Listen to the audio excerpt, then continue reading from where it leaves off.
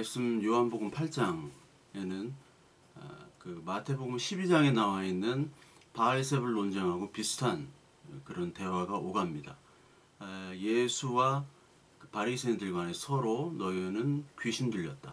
서로가 귀신 들렸고 너는 귀신의 마귀의 자녀다.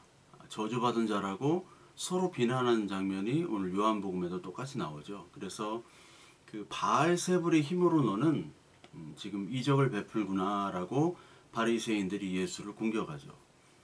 그래서 그 서로 귀신이라는 증거, 그 예수님께서 이들을 귀신 들렸다고 하는 이유는 바로 뭐냐면 육체를 의존한다는 거죠. 그리고 율법의 행위, 그 율법의 행위의 의의를 가지고 너희들은 하나님의 자녀라고 판단한다는 것. 그것이 바로 귀신 들렸다는 증거라는 겁니다. 그래서 하나님의 말을 얘기하는 것이 아니라 너의 말, 너를 자랑하고 너의 말을 하고 너의 것들, 의의를 추구하는 것. 그런데 하나님의 자녀는 율법의 한 의가 나타난다고 그랬죠. 로마서 율법으로는 의를 도달할 수가 없으니까 율법 외에 한 의가 바로 예수 그리스도죠. 그러니까 나를 믿지 아니하면 그 예수 그리스도 나를 믿지 않으면 너희는 죄 가운데 죽는다라는 얘기예요. 그걸 계속해서 강조를 하고 계십니다. 죄 가운데 죽는다. 그래서 너희들은 죄 가운데 죽는 것이고 너희들은 아브라함 자녀라고 스스로 얘기하지만 아브라함 자녀가 아니다. 그러면서 오늘 39절에 아브라함의 자손이면 너희가 아브라함의 행사를 할 것인데 아브라함의 행사를 하는 사람이 어떻게 나를 죽이느냐라고 8장 40절까지 얘기를 하죠. 아브라함의 행사, 그러니까 아브라함의 자녀면은 아브라함의 일을 해야 되고 아브라함의 행사를 해야 되는데 아브라함의 행사가 뭐냐? 우리 아브라함을 보면요, 그 창세기 15장을 우리 보면은 창세기 15장 2절부터 8절까지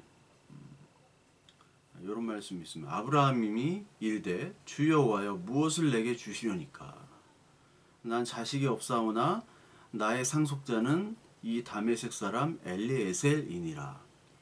그러니까 엘리에셀 이 종을 자식 삼아 가지고 상속을 다 주려고 했던 거죠.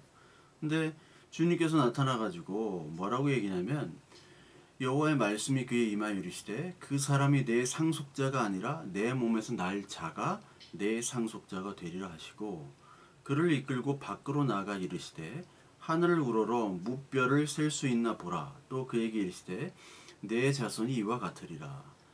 아브라함이 여호와를 믿으니 여호와께서 이를 그의 의로 여기시고 또 그에게 이르시되 나는 이 땅을 내어 내게 주어 소유를 삼게 하려고 너를 갈대아인 우리에서 이끌어낸 여호와니라.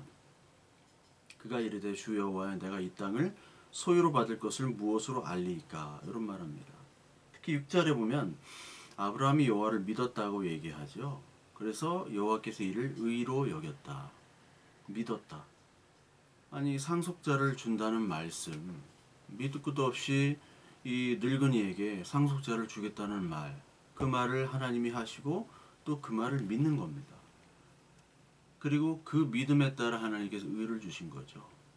근데 이게 로마서 4장에 나옵니다. 로마서 4장 1절부터 16절까지 아브라함의 의가 어떤 의가 나왔느냐. 아브라함의 의는 그 의, 육신의 조상인 아브라함이 무엇을 얻었다 하리요. 만일 아브라함이 행위로서 의롭다 하심을 받았으면 자랑할 것이 있으려니와 하나님 앞에서는 없느니라. 행위로 의로움을 받았다는 것이 아니죠. 그러니까 아브라함은 어떤 행위로 의로움을 받은 것이 아니라 하나님께서 하신 말씀을 그대로 믿었다는 겁니다. 그리고 믿음도 사실 믿은 게 아니죠. 하나님 믿음을 주셨고 그리고 그 잠깐의 믿음도 25년 동안의 기다림에 지쳐서 그 믿음을 아브라함을 내팽개치고 육신의 아들을 얻게 되죠. 이스마엘을. 그럼에도 불구하고 하나님은 그때 그 믿음을 주신 것을 기억하시고 하나님은 하나님이 이루시는 거예요. 우리는 다 믿었다고 하고 뭐 지킨다고 하지만 우리들은 다 잊어버립니다. 근데 하나님은 그걸 의로 기억하시고 하나님이 이루어 가시는 거예요. 요셉이 요셉의 꿈을 꿨는데 하나님이 그렇게 인도하는 것들, 요셉의 꿈이라는 거는 그 요셉을 통해서 자녀들을, 야곱의 자녀들, 형제들을 구원한다는 그 꿈인 건데, 근데 다 꿈을 잊어버렸어요. 뭐 요셉 꿈꾼 적도 없습니다. 근데 그것을 누가 이루시느냐? 요셉이 잘나서 이룬 것이 아니라 하나님이 요셉의 그 꿈을 꾸게 하시고 요셉의 꿈을 이루시는 거예요. 그래서 그 자녀들을 구원하는 겁니다. 야곱을 구원하는 거예요. 이스라엘로. 우리도 마찬가지죠. 아브라함의 자녀라는 것은 다 우리에게 의가 없어요. 우리에게 행위가 없습니다. 하나님이 주신 믿음을 하나님이 스스로 하는 거예요. 아브라함 그 15장에 창세기 15장 아까 그 말씀을 주시고 너의 자손을 내가 줄 것이다 하시고 언약을 체결하시면서 불 사이로 하나님이 지나가잖아요. 불 사이로 그 옛날 계약은 둘이 같이 지나간다고 그랬죠. 고기 사이로. 그래서 네가 이 계약을 어기면 너희 고기 쪼갠 고기처럼 너도 죽을 것이다. 네. 근데 너는 할 수가 없으니까 할 수가 없으니까 내가 대신 죽겠다 하고 죽음으로 들어가시는 것. 그러니까 우리를 향한 그 하나님의 언약은 우리가 이룰 수 없으니까, 의로 이룰 수 없으니까 하나님이 대신 십자가에서 죽겠다는 것을 이야기하고 계신 겁니다. 그거를 보여주시잖아요. 그러니까 우리에게 의라는 없는 거예요. 의는 행위에 의한 것이 아니다. 그렇죠? 행위에 의한 것이 아니라 율법과 할례로 될 수 없다. 그래서 여기 로마서 4장 1절부터 16절까지 쭉 보셔야 돼요. 16절까지. 그래서 16절, 11절을 보면 그가 할례의 표를 받은 것은 무할례 시에 믿음으로 된 의를 인친 것이니 이는 무할례자로서의 믿는 모든 조상이 되어 그들도 의로 여기심을 얻게 하려 하심이라. 아브라함이나 그 후손에게 세상의 상속자가 되리라 하신 언약은 율법으로 말미암은 것이 아니요 오직 믿음의 의로 말미암은 것이라. 아브라함의 후손은 율법을 지킴으로 자손이 되는 것이 아니라 오직 믿음의 의로 말미암은 것이라. 만일 율법에 속한 자들이 상속자면 믿음은 헛된 것이고 약속은 파기되었다고 얘기합니다. 그렇잖아요. 16절에 상속자가 되기에 그것이 은혜에 속하기 위하여 믿음으로 되나니 이는 그 약속을 그 모든 후손에게 굳게 하려 하심이라. 율법에 속한 자뿐만 아니라 아브라함의 믿음에 속한 자에게 그러하니 아브라함은 우리 모든 사람의 조상이라. 이 얘기가 이해가 되시죠? 그리스도를 믿는 사람이라면 이 성경의 로마서의 말씀이 이해가 당연히 되셔야 됩니다. 이거 뭐 설명할 필요도 없어요. 그 은혜로 상속자 아브라함의 믿음의 조상이 되는 거지 네 율법으로 아브라함의 조상이 된다 할 수 없다. 그 너희들은 지금 아브라함이 믿음으로 되는데 지금 율법을 잘 지킴으로 아브라함의 조상이라고 얘기하는 것은 여기 나온 것처럼 믿음을 헛되이 여기는 것이다.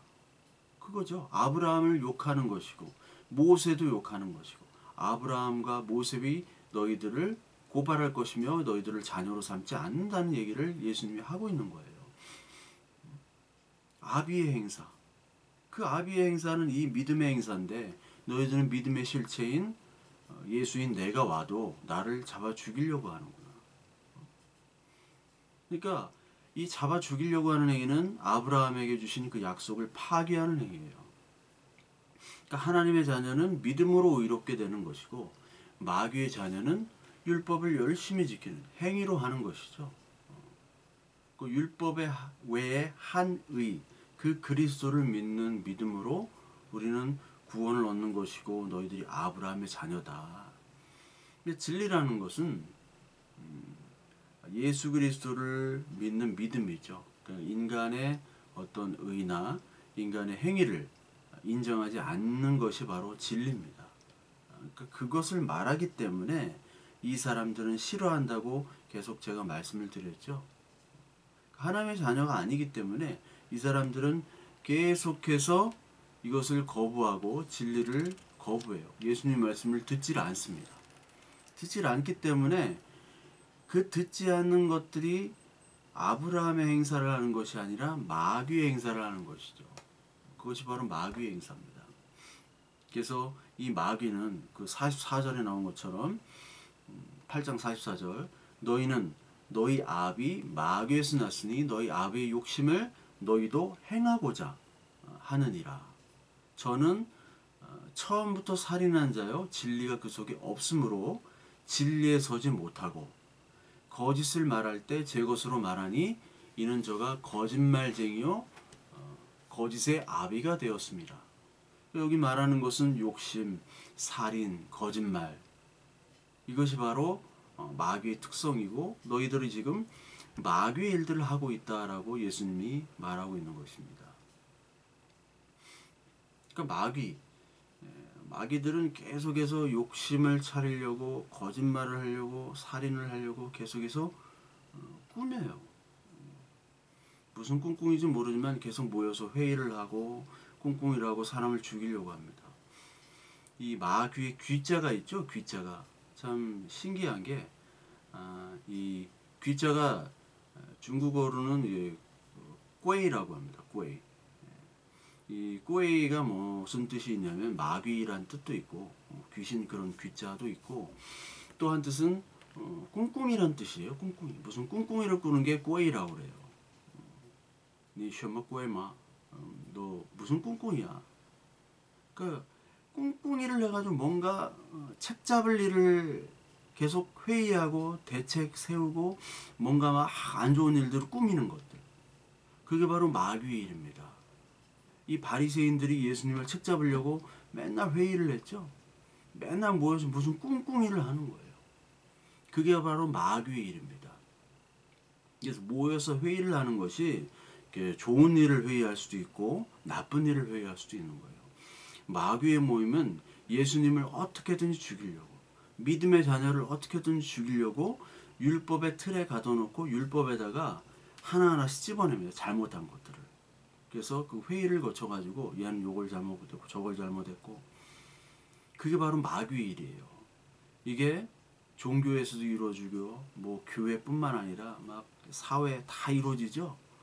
그런데 좋은 회의도 있어요. 여러분 사도행전 15장에 보면 이 예수 그리스도를 믿은 이방인들을 어떻게 해야 되냐. 근데 율법을 잘 지키다가 예수를 믿은 사람들이 율법과 할례를 해야 된다. 율법도 이방인들도 율법을 지켜야 되고 예수를 믿어도 그리고 할례를 반드시 해야 된다. 그래서 바울이나 베드로나 이거 아니다. 우리도 지키지 못하는 그런 율법의 짐을 왜 이방인들, 율법 또는 이방인들에게 왜 짐을 지우려고 하느냐. 우상의 제물이나 피 흘리는 거, 피 먹는 거 이런 거 빼고 음행이나 이런 거 빼고는 자유롭게 해야 된다. 할례도 필요 없고 우리 율법도 필요 없다. 복음만이 필요 있다. 그 대책 회의, 그 예루살렘 회의죠. 그 회의는 아주 선한 행위죠. 왜냐하면 사람을 살리는 회의니까. 사람을 죽이는 행위를 한단 말이에요. 교회 어떤 구성원을 죽이려고 하고 쫓아내려고 하고 그 사람을 살려야 되는데 그런 회의들, 꿍꿍이들을 계속 하는 것이 바로 마귀의 일입니다. 마귀의 일.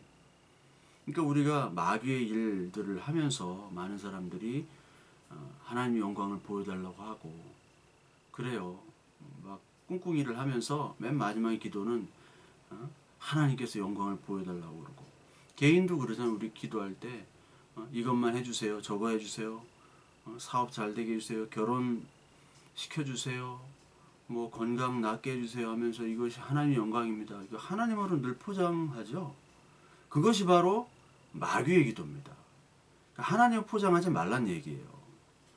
여러분들이 모든 일을 할 때 최선을 다하시고 그리고 나머지 결과는 하나님께 맡기는 겁니다.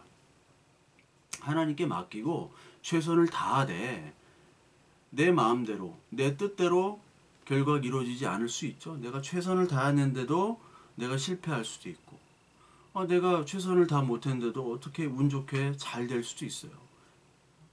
그 결과는 하나님께 맡기고 설사 내 뜻대로 되지 않더라도 다른 길을 하나님께서 주시겠지 하고 순응하는 것이 그게 진짜 기도지.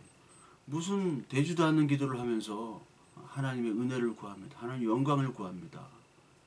어떤 그 SNS 보니까 자기가 가진 돈이 뭐 1,000만 원도 안 되는데 뭐 1억 보증금에 그런 뭐 예배당을 원한다고, 한 예배당에 그 인원들이 청년들 한 수명 있는데 그 헌금을 그렇게 한다고 하더라고요. 헌금을 해달래요. 그게 말이 안 되는 거예요. 제가 볼 때는 예배당이 왜 1억짜리 헌금 예배당이 필요합니까? 그 사람에게 500만 원밖에 없는 사람이 그 돈을 갈취하는 거죠. 그러면서 하나님 영광을 보여달라고 하고. 그게 사기예요. 여기 딴 게 사기가 아닙니다. 하나님이 그 사람에게 맞게 원하시면 하나님이 그 더 큰 예배당도 줄 수 있는 거예요.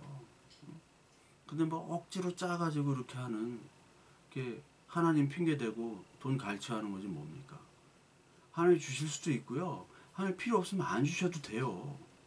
하나님께 맡기고 그냥 기도하는 겁니다. 그래서 예배당이 또 요즘엔 필요가 없어요. 그렇게 빌릴 생각을 하고 대여할 생각을 하고 다른 용도를 방법을 해야지. 그런 것들을 보면은 좀 안타깝더라고요. 하나님을 무조건 끄드러뜨려요. 자기 욕심에. 이것이 하나님의 뜻이라고 얘기합니다. 이게 바로 바리새인들, 마귀들이 하는 그런 행위였습니다.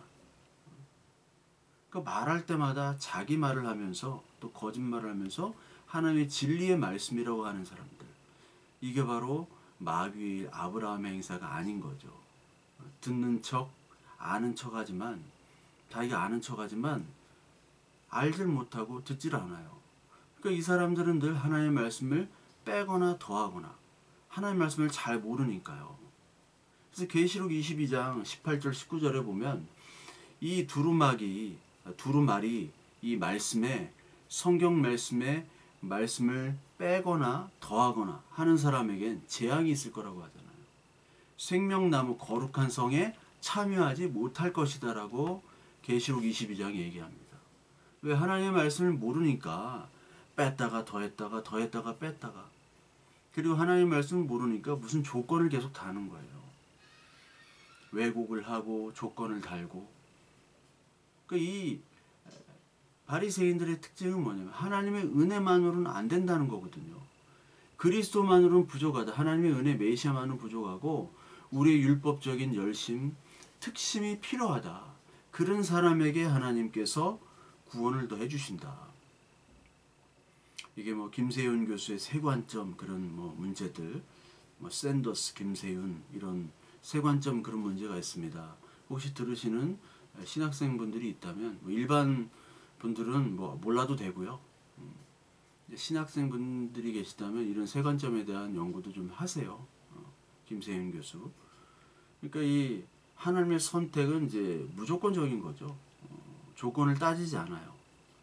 그러니까 첫 번째 아들은 조건적으로는 굉장히 성실한 사람이죠. 근데 두 번째 그 돌아온 탕자, 이 돌탕이는 아주 불성실한 사람이에요. 근데 하나님은 이 아버지는 둘째 아들을 택했죠. 성실하게 그 밑바닥부터 이렇게 올라가는 사람은 하나님이 쳐버렸어요, 아버지가. 근데 갑자기 뭐 이게 형편없는 놈이 아버지가 인장 반지를 껴준단 말이에요. 그 복음이라는 건 참 그래요. 복음이라는 거는 우리가 어떻게 보면 그 낙하산 인사예요. 낙하산 인사. 그러니까 어떤 사람들은 열심히 노력해서 밑바닥부터 올라오는데 우린 낙하산이란 말이에요. 갑자기 뭐 밑도 끝도 없는 놈이 와가지고 무슨 사장 아들이라고 얘기를 하는 거예요. 그거랑 똑같은 거예요. 그러니까 사람들이 우리를 미워하죠. 그거라고 보시면 돼요. 복음이라는 게. 갑자기 그냥 뭐 근데 뭐가 이 조건이냐면 다른 조건은 필요 없고 하나님이 택했냐. 사장이 우리를 택했냐 안 택했냐. 그게 중요한 겁니다. 사장 아들이면 그냥 낙하산으로 들어가잖아요. 아버지. 하나님 아버지가 우리를 자녀로 택했다. 여기에는 조건이 필요 없어요. 자녀와 부모 사이에는 조건이 필요 없죠. 잘난 자식, 못난 자식 똑같이 자식입니다. 잘난 자식, 못난 자식. 그러나 남은 조건을 따져요.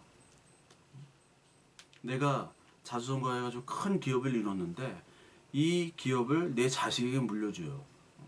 못났지만 가르쳐서 막 매를 때려서 물려준단 말이에요. 왜? 자식이기 때문에. 근데 제3자가 경영자로 참여하거나 직원으로 참여할 땐 꼼꼼히 조건을 다 따진단 말이에요. 조건을 따져가지고 아니면은 나가게 하는 거란 말이에요.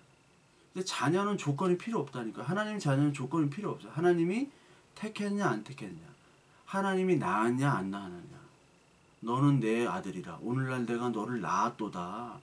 이 말이 여러분 얼마나 큰 은혜가 돼야 되는지를 다시 생각하셔야 돼요. 우린 낙하산이란 말이에요. 못 나도, 다리가 하나 없어도, 뭐 눈 한쪽이 없어도, 팔다리가 잘려져도 자녀란 말이에요. 자녀. 말 못해도 벙어리라도 자녀입니다. 제가 아는 선배, 그 선배 아들이 둘 있는데 잘 알죠. 그 아들들하고도 뭐 만나고 아들한테도 막 얘기하고. 큰아들이 고등학교 1학년 때부터 연을 끊었어요. 둘이 싸울 때 말리기도 하고 아버지가 아들한테도 맞고 심한 욕설도 듣고, 뭐 얘기하자면 긴 스토리인데 지금은 이제 아들 전화에도 안 받고 전화번호도 바꿨는지 모르겠고 어디 사는지도 잘 모르고. 근데 그 아버지 회사에서 대학교 그냥 자금이 나오거든요. 공짜로 갈 수 있는 학자금이 나오는데 그냥 아무 대학이라도 좀 들어갔으면 좋겠는데, 요즘엔 그냥 등록금만 내면 들어갈 수 있는 대학이 많잖아요. 들어갈 수 있는데 지금 돈이 그냥 학자금을 할 수 있는데 뭐 그런 걱정을 하더라고요. 지금 어디 가서 뭘 하고 있는지 연락도 안 되고. 그래도 자녀잖아요. 아들이잖아요. 근데 둘째 아들은요 공부를 되게 잘해요. 중학교 3학년인데 벌써 고등학교 수학 과정을 다 띄었어요. 수학 영어 막 만점이고 막 그래요. S대 목표를 하고 있어요. 그 아들도 아들이고 이 아들도 아들이고 조건이 필요가 없습니다. 조건이. 폐륜을 저질러도 아들이란 말이에요. 조건을 따졌으면 저와 여러분들 택하지 않았죠. 더 잘난 사람들을 택했죠. 조건을 따졌으면 애굽이나 바벨론이나 페르시아나 이런 아주 큰 나라를 하나님이 선택하지. 그 조그만 나라, 여러분 이스라엘 역사 말씀드렸잖아요. 이스라엘 역사는 그쪽 주변 역사에서는 아주 보잘것없는 나라예요. 아무 보잘것없는 나라. 역사 축에도 들지 못하는. 전 세계 역사에서 그쪽 지방 팔레스타인 지방, 그쪽 지방 역사에서 아무 관심도 없는 역사입니다. 성경 때문에 그 역사, 이스라엘 역사를 보는 거지, 즉 세상적인 역사 관점에서는 아무 쓸모도 없는 거예요. 조건을 따져서 우리를 택하지 않았단 말이에요. 그러니까 하나님은 조건을 따지지 않아요. 하나님 왜 조건을 안 따집니까? 물어보면요, 우리는 알 수 없어요. 내 마음이야. 나는 나야. 그게 에고 에임이잖아요. 나는 나야. 나 스스로 존재하는 자야. 내 마음이니까 상관마. 네, 하나님이니까 그러시군요. 그게 믿음이에요. 그게. 근데 이 믿음에다 플러스 알파를 더 집어넣은 알미니안, 뭐 성결주의자들, 로마 캐톨릭들, 이런 사람 하나님만 은혜만으로 부족하다는 거예요. 그리스도만으로 부족하기 때문에 거기에 우리 공로를 더하는 거죠. 말씀에다가 뭐 인간의 생각과 철학과 윤리와 도덕과 이런 거를 다 집어넣어요. 막 과학, 문명 이런 걸 집어넣어가지고 그럴싸하게 만들어요. 멋있게 보이죠. 선하게 보이고 착하게 보이죠. 근데 그게 복음이 아니라니까요. 그건 진리가 아니에요. 멋있게 보일 뿐이지 그냥 껍데기를 더 두른 겁니다. 그러니까 거기서 과정신학도 나오고 무슨 빅뱅 신학, 과학 신학, 뭐 페미 신학까지 나와요. 그러면서 뭐 무슨 교회 성장론이다, 뭐 기독교 교육론이다, 심리학이다, 뭐 다 갖다 붙여요. 설교학, 교육학 이런 것들이 다 세상의 학문들에다가 플러스 시킨 겁니다. 그런 것들을 교육받고 오고 그런 것들이 교회에서 다 퍼져나가고 신학교에 다 퍼져나가고 있어요. 잘 모르면서. 그러니까 거기 위에 우리는 뭐 성경 공부를 하고 말씀을 보고 하니까 이게 뒤죽박죽 막 섞여 있는 거예요. 기준이 없어요. 그러니까 장로교나 이 개혁신학은 하나님의 주권을 강조하잖아요. 은혜, 하나님의 주권. 그런데 하나님이 주권 은혜라면서 여기다가 플러스 알파를 막 집어넣어요. 교회 세미나나 뭐 무슨 교회 하는 가르침이나 성공에 막 플러스 알파를 넣습니다. 여러분은 잘 못 느낄 수도 있어요. 그러니까 어떤 때는 막 하나님이 은혜라고 했다가 어떤 때는 이거를 더 해야지 하나님이 은혜 주신다고 했다가 이랬다가 저랬다가 막 뒤죽박죽이에요. 이게 잘 판단하셔야 됩니다. 육체 아래에 있는지 법 아래에 있는지 이게 죄의 종인지 사망의 종인지 은혜 아래에 있는지 복음의 아래에 있는지 복음의 아래에 있으면 순종이 들어가야 돼요. 순종. 로마서 6장에 보면요. 6장 14절에 보면 죄가 너희를 주장하지 못하리니 이는 너희가 법 아래 있지 아니하고 은혜 아래 있음이라. 그런즉 어찌하리요 우리가 법 아래 있지 아니하고 은혜 아래 있으리니 죄를 지으리요 그럴 수 없느니라. 너희 자신을 종으로 내주어 누구에게 순종하든지 그 순종함을 받는 자의 종이 되는 줄 너희가 알지 못하느냐. 혹은 죄의 종이 사망에 이르고 혹은 순종의 종이 의에 이르니라. 그 육체의 법 아래는 늘 죄의 종과 사망의 종입니다. 율법의 종 그리고 종교의 종이에요. 그러나 은혜의 복음 안에 들어가면 하나님의 종, 의의 생명의 종이 되는 거예요. 죄로부터 해방이 되어 의의 종이 되었느니라. 로마서 6장 18절. 그 많은 사람들은 아직도 그 율법과 종교 안에 갇혀가지고 종교가 말하는 것들을 열심히 하면 육체가 신뢰되어지고 그 육체의 신뢰됨으로 말미암아 의와 구원을 받는다고 생각하는 사람이 너무나 많아요. 육체를 신뢰할 만한 것들이 뭐냐? 주로 예배 그리고 11조. 주일 성수와 11조를 얘기하죠. 특히 교회 안에 있는 주일 성수와 11조. 근데 11조는 없다고 얘기를 드렸잖아요. 11조는. 저는 2004년도부터 11조가 없다고 설교를 했었어요. 계속 2004년부터. 근데 이제 11조가 없다고 얘기하니까 자꾸 이제 담임 목사님들이 싫어하죠. 전도사 나부랭탱이가 11조가 없다고 하니. 근데 옛날에 2008년도에 신방을 갔는데 그때 이제 우리 교회 YM 형제님 해병대 장교 이제 군복무를 마치고 예편을 하시고 이제 회계사 준비를 하고 있었던 우리 YM 형제님이 11조는 없다라는 거 조성기 씨가 쓴 책을 딱 건네주면서 11조가 있습니까 없습니까 다 그렇게 물어보더라고요. 그래서 11조는 없다. 하나님께서 다 예수님이 11조고 이제 다 해결하시고 이제 우리는 자발적인 헌금만 있는 것이지 11조라는 의미는 없다. 제사시대 때 하나님이 다 율법을 완성하셨다. 그래서 그 친구가 이제 그 형제님이 지금까지 이제 같이 신앙생활을 하고 그렇죠. 그러니까 11조라는 것 우리가 11조를 하고 안 하고가 중요한 게 아니라 11조는 없고 11조 자체가 예수 그리스도로 모든 율법이 모든 제사 제도가 다 완성이 됐다는 것이죠. 그것이 바로 복음인데 우리의 11조나 어떠한 뭐 예배, 행사, 참여나 그런 열심을 가지고 하나님의 구원과 의를 판단하는 거예요. 하나님의 복주심 이것까지 다 그걸로 나눠지는 거죠. 1등급부터 쭉 끝에까지. 그 행위를 중요시 여기는 그게 악하다는 거예요. 그게 육체 아래에 있는 것이고 그게 법 아래에 있는 거예요. 그 육체 아래에 있는 거는 우리가 첫 번째 사람이 먼저잖아요. 사람이. 그 예수님께서 우리의 생명을 구하시러 오신 거죠. 사람이 먼저니까.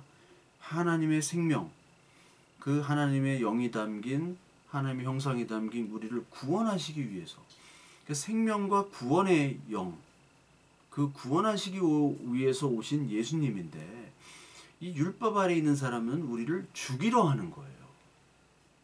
다윗이 다윗이 아니죠. 예수님 제자들과 함께 배고파 가지고 밀을 까먹는 거 괜찮거든요. 까먹는.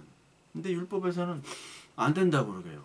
율법에서도 이제 보수적인 율법학파와 그러니까 좀 진보적인 율법학파, 좀 보수적인 율법학파는 그 밀 까먹는 것도 안 된다. 근데 조금 이 융통성이 있는 학파는 까먹어도 된다.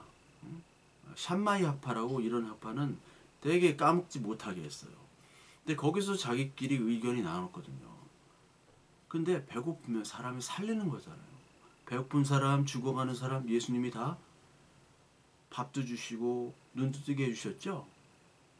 살리는 게 먼저예요. 율법이라는 것은 살리고 그리고 생명을 주시기 위해서 율법을 주신 것인데 율법을 안 지켰다고 죽이는 겁니다. 우리나라 옛날에 사대부의 예법 그런 거 있죠. 그 예법으로 얼마나 많은 사람들이 그 짐을 지고 고생을 하고 쓸데없는 일들, 뭐 아버지 상을 뭐 1년이면 된다 3년이면 된다 그거 가지고 뭐 막 싸웠잖아요. 뭐 남인이 어쩌고 북인이 막 동인 서인 갈라지고 아니 쓸데없는 거 가지고 그거 가지고 사람들을 죽이잖아요. 뭐 법을 행하지 못했다. 이건 사대부의 예법이 아니다. 이슬람 유대교 아직까지 종교 법을 가지고 사람들을 죽이죠. 예배당법 이걸로 사람을 살리는 게 아니라 죽인단 말이에요. 사람을 판단하고 무시하고. 이 사람들은 은혜 아래 있지 않기 때문에 은혜를 알지 못하는 겁니다. 자신이 의인으로 착각하는 거예요. 이게 바리새인들이거든요. 의인으로 착각하면 무엇이 문제느냐? 아까 말씀드린 것처럼 예수 그리스도가 필요 없게 되는 겁니다. 믿음을 헛되이 여기는 사람들이 되는 거예요. 믿음, 예수 그리스도의 공로가 필요가 없어요. 왜? 자기가 다 할 수 있기 때문에. 이것이 바로 인본주의죠. 인간이 기준이고 인간이 본이 되는 거예요. 인본주의가 딴 것이 아니에요. 이태석 신부 그 영상을 보십시오. 울지마 톤조 얼마나 감동적입니까? 저도 보면서 너무나 감동을 많이 받았어요. 근데 그 이태석 신부의 영상을 보면 예수 그리스도는 없고 이태석이만 남았죠. 하나님 예수 그리스도 얘기 안 해요. 이태석이만 남았어요. 이태석이만. 우리도 영웅을 만들어야 돼. 이태석 같이. 그래서 뭐 어떤 목사, 다큐, 뭐 재단, 뭐 영화, 막 동상까지 세우고. 그게 좋은 것 같지만 의도는 좋은 것 같지만 그게 믿음의 행위가 아니에요. 인간의 얘기, 인본주의에서 나오는 겁니다. 전도. 한국교회가 전도를 돈으로만 많이 했는데 또 일반 뭐 전도 총동원 주일 같은 거 하잖아요. 그때 그 전에 이제 태신자 작성 이런 거 카드 하시죠? 여러분 많이 하셨죠? 그래가지고 그 사람들에게 이제 차도 같이 마시고 힘든 점 얘기하고 위로하고 또 레스토랑 가서 뭐 좋은 음식 대접하고 막 그렇게 꼬셔요. 그래서 총동원 주일에 데려오는 거 그런 거 많이 했잖아요. 많이 하셨죠? 근데 그런 거 이제 받아먹고 이제 안 가. 왜 안 가냐면요. 세상이 이것이 가짜인 줄 더 잘 알아요. 왜냐하면 자기들이 가짜 이 세상에서 마귀에서 잡혀서 살기 때문에 근데 교회 가니까 교회에서 우리와 똑같은 방식으로 하는 거예요. 그러니까 매력이 없는 거예요. 더 잘 알아요. 가짜인 줄 알고. 그 사람들에게는 진실의 방이 필요해요. 진실의 방. 영화에서 나오죠? 진실의 방. 그 뭐 마동석이 끌고 가잖아요. 진실의 방. 이제 하나님한테 쥐 터져야 돼요. 너는 진짜 어떠한 존재인지를 알려줘야 되는 거예요. 그렇지 않으면은 그 사람들은 뭐 먹이고 요즘 뭐 못 먹는 사람 어디 있습니까? 아무 필요가 없어요. 가짜인지 세상이 더 잘 알아요. 그렇게 물량 공세를 대대적으로 전 세계적으로 우리 한국교회가 그렇게 선교를 하고 국내외 전도를 했는데 교회 있는 사람들 다 빠져나가잖아요. 왜 그럴까요? 세상이 더 잘 알기 때문에 그래요. 우리의 모습은 완전히 썩은 모습임을 그들에게 선포를 해줘야 돼요.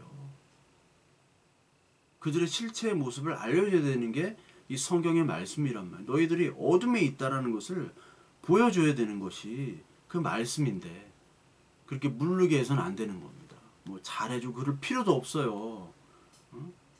불신자들, 태신자들 잘해줄 필요도 없단 말이에요. 낮에는 막 그 수트 양복 멋있게 막 입고 다니면서 열심히 일하고 얼마나 멋있습니까? 강남 같은 데 고층 빌딩 그 대기업 회사 다니는 분들 보세요. 멋있잖아요. 멋있고 막 안경 탁 끼고 저같이 안 생겼어요. 멋있게 하고 다니는데 밤이 되면 이 도시가 완전 바뀌죠. 사무실이 불을 꺼진 다음에 이제 술집이 이제 불이 켜져요. 다 그렇게 멋있게 일했던 사람들이 다 이제 술집 유흥거리에 불 켜면서 이제 넥타이 이렇게 매야 되는 넥타이를 이제 머리에다 이제 메고 이제 노래를 부르시는 그 모습이 바로 우리의 모습이란 말이에요. 우리의 모습. 그 예수님께서 바리새인에게 너희들은 회칠한 무덤이다. 열심히 시장에서 기도하는 척하고 열심히 그렇게 사람들에게 거룩한 척 보이지만 막 금식하고 하지만 너희들은 회칠한 무덤이야. 너희 속엔 썩은 뼈들로 가득하고 냄새나는 것들로 가득해. 입술로는 나를 존경하나 마음은 떠났다라고 얘기하시죠. 그럼 재물이 뭡니까? 재물은 가죽을 다 벗기고 다 잘라버려야 돼요. 가죽을 벗기기 전에는 여러분 내장 다 꺼내죠. 막 똥 싸고 제가 말씀드렸잖아요. 여러분 군대 회식할 때 돼지 잡았다고.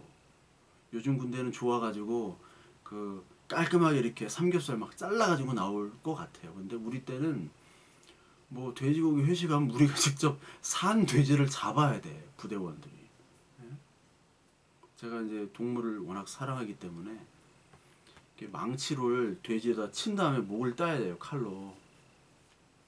근데 그 돼지 다리를 잡고 있어요. 안 그러면 난리 나는데 막 피 튀고 똥 그게 이제 생각이 나는 거예요. 야, 제사장들은 피, 똥, 범벅이었구나. 이 제사장들 하는 일이 피, 똥, 범벅이면서 가죽을 다 벗기는 일이에요. 그러니까 얼마나 참 처참합니까? 그러면서 이제 나중에 연기, 재로 다 사라지죠. 그것들이. 그러니까 우리의 멀쩡했던 가식, 외식들이 다 가죽채 벗겨 나가야 돼. 그 속살, 똥과 피가 넘쳐나는 우리들은 정말 이 존재가 똥과 피구나. 죄악이구나. 죄인이구나.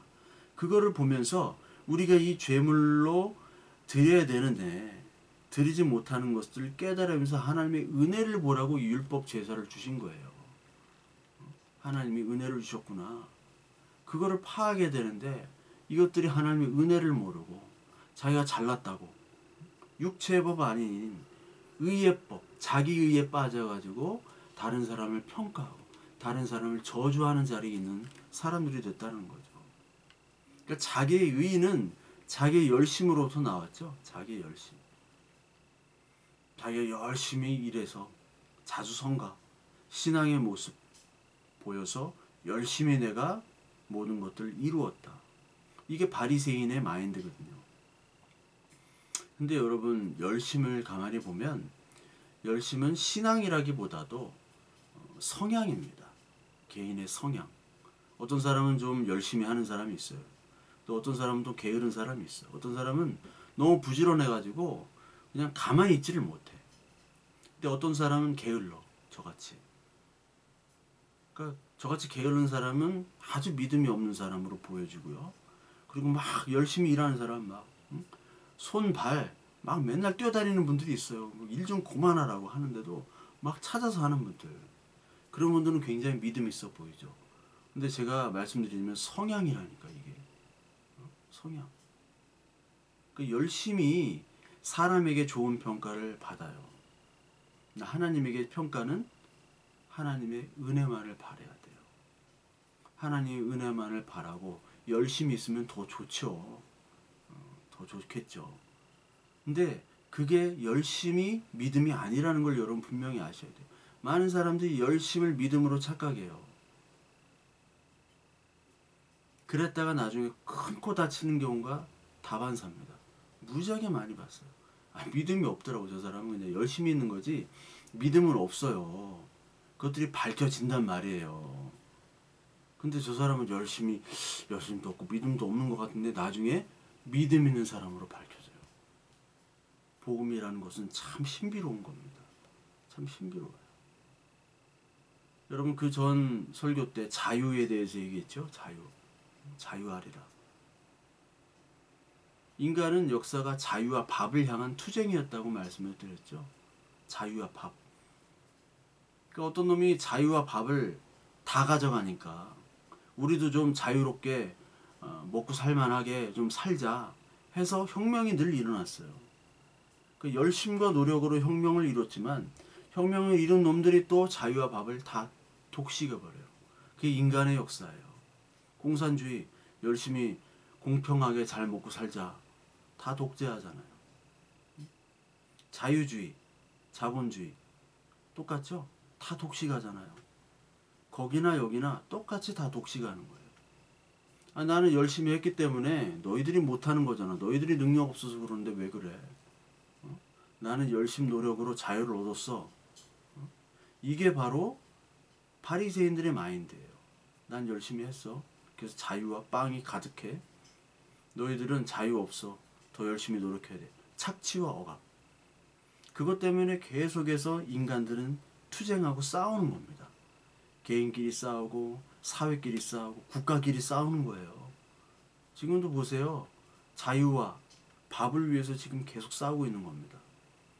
근데 가장 하나님이 원하시는 거는 진짜 자유와 밥이 있는 사람에게 가는 겁니다. 예수님께서 자유를 주셨죠. 율법으로부터 자유를 주시고 병으로부터 자유를 주시고 죄로부터 자유를 주셨습니다. 죽음으로부터 자유를 주셨어요. 그리고 오병이의 밥까지 주셨어요. 내가 산 떡이다. 실제 밥도 주시고. 그러면요. 그 밥과 자유를 가지신 분의 초대를 응하는 것이 바로 믿음이에요.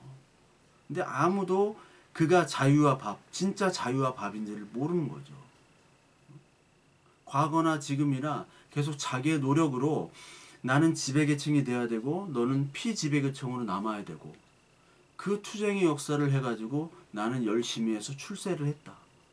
나는 지도자고 내가 선생이고 내가 리더다. 너희들은 내 지도를 따라야 돼. 그런 지배구조가 지금 온 사회, 종교, 나라 다 차지하고 있습니다. 이것에 하나님은 자유와 진리를 선포하러 오신 분이에요. 너희들 그것들 다 내려놔야 돼. 너희가 스승이라고? 일만 스승은 이때 아비는 없다고 얘기하잖아요. 스승이 중요한 게 아니라 아비가 중요해요. 고린도서 4장 15절에 나오죠. 그리고 목자는 양을 위해 목숨을 내버리잖아요. 근데 내가 목자라고 하면서 양을 버려두고 도망가요. 양이 막 이리한테 먹고 뜯어먹히게 하면서 도망간단 말이에요. 그러면 자기가 선생인 양 하나님의 말씀을 가르치는 바로 바리새인들. 이 바리새인들을 하나님이 책망하시고 있습니다. 이 바리새인 특징은 늘 남이랑 비교해요. 오늘도 그 41절에 보니까 너희는 너희 아비의 행사를 하는도다 대답하되 우리가 음란한 데서 나지 아니하고 아버지는 한 분뿐이시니 곧 하나님이시로다. 우리는 음란한 데서 나지 않았대요. 바리새인들이. 이 말이 뭐냐? 아브라함의 정통 적자라는 겁니다. 음란한데 아브라함이 나중에 그두라라는 또 여자를 하나 뒀죠. 그두라. 그리고 아브라함은 이스마엘을 또 낳잖아요. 우리는 이삭을 통한 정통이라는 거예요. 정통. 아브라함이 바람펴서 난 그런 데가 아니고 정통이다. 너희들 딴 사람들은 다 정통이 아니지 않냐. 이방인들이고 다 사마리아 가면은 이상한 사람들이고. 그래서 48절에 보면 유대인들이 대답하여 가로되 우리가 너를 사마리아 사람이라 이렇게 얘기하죠. 예수님한테. 또는 귀신이 들렸다 하는 말이 옳다. 아니 이 유대인들이 예수님한테 너는 사마리아인이야? 너는 귀신이 들렸어? 이 말이 뭐냐면 사마리아인이라는 것이 너는 혈통이 피가 더럽다라는 거예요. 다른 이방인들과 섞였다라는 거예요. 예수님 갈릴리 출신, 어디 이상한 출신, 우리처럼 고귀한 그런 사람들이 아니다. 이렇게 얘기하는 거죠. 늘 비교를 합니다. 우리는 세리와 창녀 같지 않다라고 또 막 얘기하죠. 그러면서 예수님께서 그들에게 늘 비교하는 게 또 세리와 창녀예요. 예수님이. 참 예수님이 지혜로운 게 그들이 우리는 세리와 창녀와 같지 않다라고 얘기하니까 그래 맞아. 너희들은 세리와 창녀만도 못해 하면서 세리와 창녀만 하고만 비교를 하는 거예요. 계속. 너희들은 하나님 나라에 못 가. 세리와 창녀가 먼저 가 있을 거야. 요 개를 기준이잖아요. 개. 개 같은 놈 하면 괜찮은 놈이에요. 개보다 못한 놈. 개는 얼마나 충성스럽습니까? 개 같은 놈은 진짜 욕이 아니에요. 칭찬에 가깝습니다. 개보다 못한 놈, 개보다 더한 놈, 이렇게 세 가지가 있죠. 자꾸 세리와 창녀의 비교를 하는 거예요. 세리와 창녀. 우리는 정통이야. 근데 정통이라는 자, 장자라는 자가 다 하나님이 말씀을 보면 다 낭망했잖아요. 가인과 아벨, 가인, 에서, 루벤 다 그렇죠. 다윗의 첫째 아들도 그렇고 다 그래요. 다 큰 아들은 그냥 성경에 돌탕도 둘째 아들이잖아요. 다 하나님은 장자를 탈락시킵니다. 내가 정통이자 이거 아무 소용이 없어요. 자녀가 중요한 거예요. 하나님의 말과 뜻을 구분해서 알아듣는 사람, 하나님의 뜻을 순종할 줄 아는 사람, 나의 것들을 내려놓고 하나님의 말씀에 귀 기리우는 사람, 그 사람이 바로 하나님의 자녀고 그 사람이 선택한 장자입니다. 딴 게 장자가 아니에요. 그러니까 하나님께서는 너희가 계속 이 말을 안 듣고 계속 이런 식으로 얘기하니까 너희들은 하나님께 속하지 않았다고 얘기하죠. 42절에 하나님이 너희 아버지였으면 너희가 나를 사랑하였으리니와 이는 내가 하나님께 나와서 왔음이라. 나는 스스로 온 것이 아니라 아버지께서 나를 보내신 거리라. 어찌하여 내 말을 깨닫지 못하느냐. 이는 내 말을 들을 줄 알지 못하니라. 너희는 아비 마귀에서 나왔다. 그렇죠. 47절에 하나님께 속한 자는 하나님의 말씀을 듣나니 너희가 듣지 아니함이라. 하나님께 속하지 아니하였기 때문에 그렇다라고 47절에 얘기합니다. 이거 굉장히 큰 욕이죠. 바리새인들에게. 너 하나님께 속하지 않았어? 응? 하나님의 영광을 구하는 자가 아니야. 하나님 속하지 않은 자. 하나님의 말씀을 다루는 사람한테 하나님의 말씀을 모르고 하나님에 속하지 않았다라고 하는 거예요.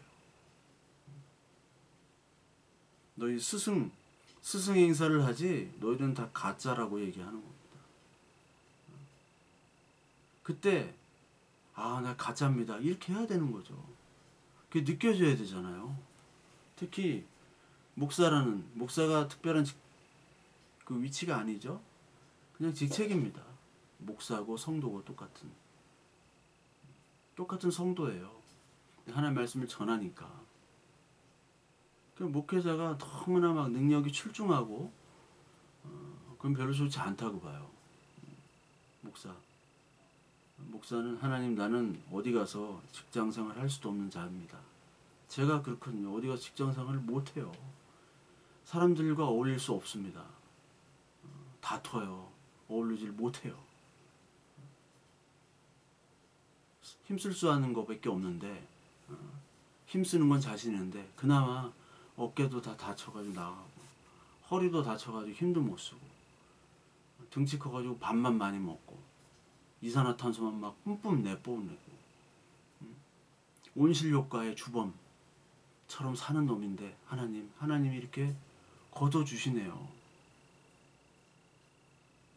그렇게 생각하고 있어요. 어제 직장생활 못하잖아요. 제가 할 줄 아는 것도 없고 무능하고 누구는 무슨 공무원 시험을 봐봐라. 공무원 시험을 제가 어떻게 합격을 해요. 난다 긴다 하는 사람들도 합격을 못하는데 공인중개사를 봐라. 공인중개사가 시험이 엄청 어려워요. 사법고시 수준입니다. 사법고시 수준. 어떻게 합격을 해요. 제가 하나님의 은혜만 바랍니다. 하나님 그래도 하나님의 은혜로 냉장고에 먹을 것도 있고 하나님의 말씀을 보니까 이렇게 깨달아집니다. 이게 큰 축복이잖아요. 그걸로 만족한 거예요. 하나님의 말씀을 전하는 사람, 듣는 사람, 받는 사람, 그리고 하나님의 말씀을 순종하려고 하는 사람은 다 그런 자세. 그게 은혜인 거죠. 그러니까 교회라는 것은 하나님의 말씀, 하나님의 뜻이 담겨지고 진리가 우리에게 선포되고 그리고 선포된 우리 말씀들이 다른 사람에게 전하는 그런 사람들의 모임이잖아요. 자기의 말을 하는 게 아니에요. 자기의 말. 자기의 말을 하면서 열심히 자기의 말을 하다 보면 이제 열심히 하다 보면 의견이 서로 충돌되죠. 서로 잘났다고 하니까. 이게 바로 사탄의 모임이라고 하는 겁니다. 사탄의 모임. 계시록 2장 9절과 또 계시록 3장 9절에 보면 사단의 회, 자칭 유대인이죠.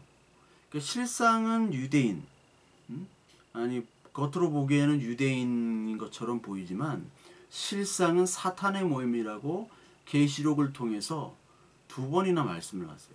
그 교회에다가.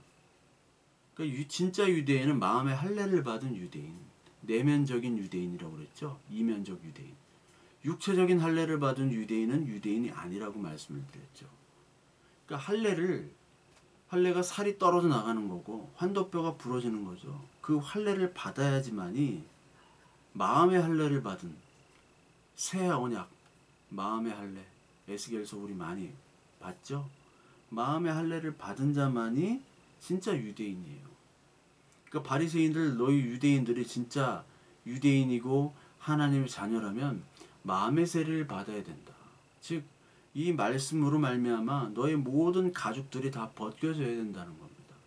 그렇지 않으면 너희들은 유대인이 아니야. 유대인이 아닌 사람들은 하나님의 이야기, 하나님의 영광을 하는 게 아니라 자기의 이야기와 자기의 영광을 돌리는 겁니다. 그러니까 마귀들끼리 맨날 지들끼리 싸워요. 근데 연합할 때가 있습니다. 어떨 때? 예수를 잡아 죽일 때, 성도를 잡아 죽일 때, 그때만 연합을 해요. 중시세 때 교황과 그 황제가 맨날 싸웠잖아요. 누가 더 높은지. 뭐 카노사의 굴욕 뭐 그런 거 아시죠? 서로 맨날 싸웠잖아요. 누가 높은지. 그게 정치 집단이 되는, 정치판이 되는 거예요. 정치판. 지금 여야 대선 후보 정치판 보십시오. 개싸움이잖아요. 개싸움. 막 꼬투리 잡아가지고 막 싸우는 거. 이게 마귀짓거리거든요. 이게 정치가. 정치가 바르게 다스린다. 참 좋은 말입니다. 근데 인간 사회는 바르게 다스릴 수가 없어요. 정치판. 이 정치판으로 바리새인 지분이 있고 제사장 지분이 있고 뭐 다 지분이 있었어요. 그런데 갑자기 이 질서를 예수님이 깨트리러 온 거예요. 질서가 깨지는 겁니다. 아니 적당히 이 힘의 분배, 균형을 가지고 잘 이렇게 하고 있는데 질서가 깨지는 거예요. 통치자들은 질서를 중요시 여깁니다. 질서가 가장 중요한 거예요. 질서. 법률가, 뭐 판사, 검사 이런 사람들 질서를 중요시 여깁니다. 그래서 의로운 범죄라고 할지라도 그것이 질서에 위배되기 때문에 그거를 형으로 다스리는 거죠. 어떻게 보면 이게 일장일단이 있는 겁니다. 이 질서를 깨트리러 온 이 예수를 가만둘 수 없는 거예요. 근데 그 질서는 인간의 질서이기 때문에 하나님이 다 깨트리고 하나님의 질서로 만들어야 돼요. 그런데 이 사탄은 인간의 질서로 만들고 하나님이 질서를 깨트리려고 온 거를 방해를 하는 거죠. 사탄. 왜냐하면 지가 하나님이 됐으니까. 이 땅에 지가 통치자니까. 유다서에 보니까 마귀가 처소를 떠난 천사죠. 그러니까 하나님 종이었는데 처소를 떠났어요. 지 할 일을 안 하는 거예요. 그래서 지가 하나님이 된 겁니다. 이게 666이죠. 하나님이 한 끝이에요. 그러니까 내 행위와 내가 의가 되고 다른 사람은 의가 안 돼. 즉 바리새인은 여기다가 하나님을 더 추가하죠. 하나님의 은혜를 더하지만 나의 의가 플러스가 돼야 돼. 요게 마귀의 일입니다. 하나님의 은혜, 하나님의 일을 얘기를 해요. 얘기 안 하는 게 아닙니다. 얘기를 반드시 해요. 근데 여기다가 그걸로 부족해. 이게 바로 사탄의 일을 하나님의 일로 둔갑시키는 일이에요. 여기다가 플러스를 합니다. 플러스. 사탄의 일. 하나님의 일은 부족해. 이거를 더 해야 돼. 그렇지 않으면 안 돼. 그래서 바알세불 논쟁할 때도 마귀들에게 진리를 이야기하니까 믿지 않는다고 하잖아요. 오늘 똑같이 얘기하시죠. 45절에 내가 진리를 말하므로 너희가 나를 믿지 아니한다. 진리를 얘기하니까, 하나님의 질서를 얘기하니까, 하나님의 나라 질서를 얘기하니까 이 마귀들은 자신의 질서를 깨트리니까 듣질 않죠. 왜? 하나님의 말씀이 그들 안에 없기 때문에. 그러면서 당신은 사마리아인이고 귀신 들렸다라고 얘기하죠. 사마리아인 혈통이 정통이 아니잖아요. 꼭 이렇게 비교를 해서 얘기하죠. 이들은 사마리아인보다 우리가 낫기 때문에. 사마리아인 저주받은 자야. 너는 저주받은 자고 귀신 들린 자야. 근데 예수님이 너희를 귀신이라고 얘기하잖아.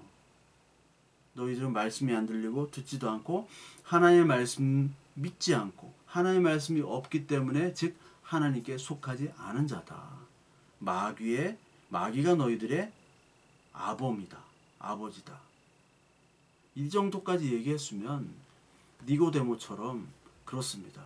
하나님, 내가 진짜 내 행위와 내 종교적인 모습을 볼 때 내가 하나님을 섬기는 것 같지 않습니다. 정말 하나님의 빛이 무엇인지, 내가 진짜 가는 길이 무엇인지, 어딘지, 바르게 가고 있는지 하나님의 말씀에 비춰서 내가 다시 거듭나고 싶습니다. 이런 마음, 그것도 그 마음도 하나님이 주신 거죠. 그 마음을 갖게 되는 것이 은혜잖아요. 그런 사람이 있으면 얼마나 좋습니까? 예수님을 잡아 죽이려고 할 때 그렇게 하다가 하나님의 말씀 안에서 변화된 바울과 같은 사람, 니고데모 같은 사람, 이런 사람들이 있으면 얼마나 참 기쁘겠어요. 그런데 끝까지 예수를 귀신으로 여기고 그를 결국은 죽이죠. 이 예수를 죽이는 것이 육체적인 죽임, 지금은 그런 것이 아니죠. 오늘날 예수를 죽인다는 것은 종교적인 예배와 현실의 육체적인 만족, 그것이 하나님의 복이라고 생각하고 내가 열심을 더하면 하나님이 더 복 주실 것이라는 그런 사고방식과 그런 세계관에만 머무는 것이 바로 하나님을 죽이는 거예요. 하나님의 말씀이 계속해서 떨어짐에도 불구하고 그런 것 때문에 하나님의 말씀이 들리지 않는 거죠. 마귀에 사로잡힌 사람들이라는 거예요. 마귀에 사로잡혔다고 막 이상한 짓 하고 막 개거품 물고 그런 것이 아니라 젠틀하고 멋있고 똑똑하고 양복 딱 입고 멋있고 막 지적이고 그래서 자기 일 똑부러지게 하고요.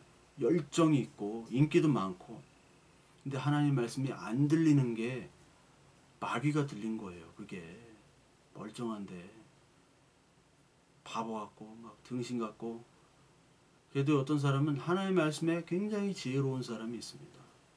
가진 것도 없어도 그런 사람은 얼마나 큰 축복입니까? 그런 사람은 밥을 안 먹고 그냥 내일 죽어도 그게 축복인 거예요. 축복. 그 선교는 전도는 그걸 얘기해야 돼요. 진짜 복이 뭐냐? 진짜 네가 갈급함이 뭐냐? 사슴이 물을 찾는 그런 갈급함. 하나님의 말씀을 깨달았으면요. 이게 그 깨달음으로 내 모든 갈증이 사라졌다. 이렇게 고백할 수 있는 사람으로 되는 것이 바로 하나님의 축복이죠.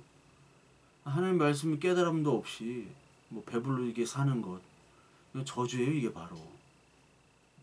이게 귀신 들린 겁니다. 하나님의 말씀이 들리지도 않는 거예요. 그래서 예수님께서는 그 7교회에게 계속해서 귀 있는 자여 성령들이 교회들에게 하시는 말씀을 들을지어다. 이렇게 얘기하신 겁니다. 저와 여러분들이 귀가 깨어있고 그리고 진짜 하나님의 말씀을 알면서도 우리가 어떤 때는 귀신 들릴 때가 있어요. 하나님의 말씀을 받아들이지 못할 때도 있고 깨닫지도 못하고 계속 거부할 때도 있습니다. 하나님 오늘 귀가 열리게 해주시고 성령께서 이 교회에게 하시는 말씀을 내가 늘 들을 수 있도록 하나님께 속한 자 하나님의 말씀을 듣나니 라는 말씀처럼 하나님에 속한 자 하나님의 말씀이 들리도록 그리하여 내가 이 종교적인 것 이 껍데기를 다 벗어 번지고 진리 안으로 들어가는 그런 하나님 믿음의 축복이 우리에게 허락하여 주시옵소서. 우리 가정과 우리 자녀들과 우리 아는 모든 지인에게 이런 놀라운 축복이 허락되어지고 이끌어 달라고 하나님께 기도하는 저와 여러분들 되시길 바랍니다.